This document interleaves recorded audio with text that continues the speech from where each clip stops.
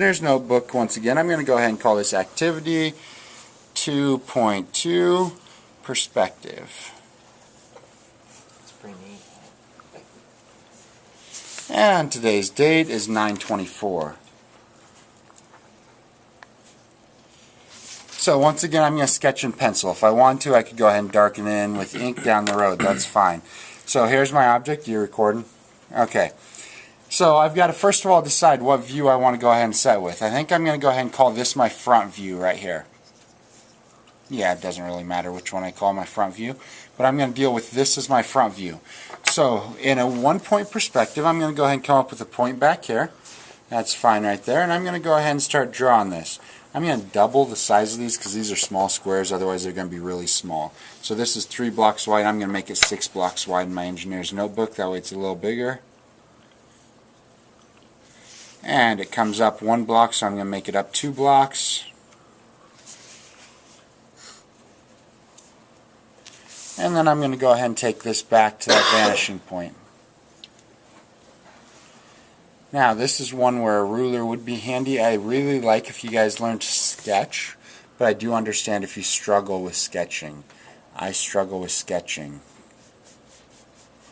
Okay, so there's that going back there. Now I'm going to go ahead and also take back, since I've got this block I've got to build in there, I'm going to go ahead and take back halfway in between, or where the blocks would be. That way I can go ahead and build that block on top. Now my depth, once again, is going to be about 2 blocks. Keep in mind that this is going to have the same idea as the obliques, where we wouldn't want to just go ahead and go 2 blocks and call that it.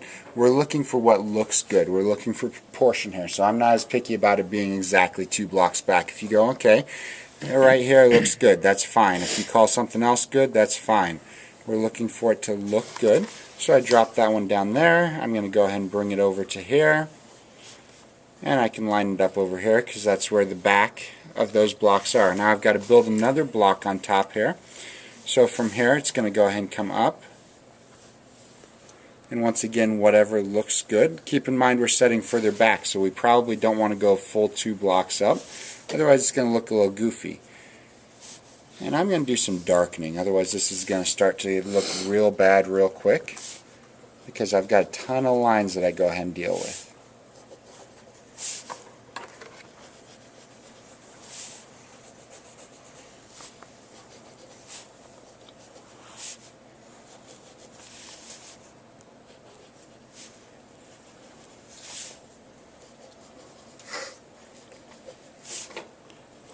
And then I would also darken this across here because it's a corner where 2 different surfaces meet.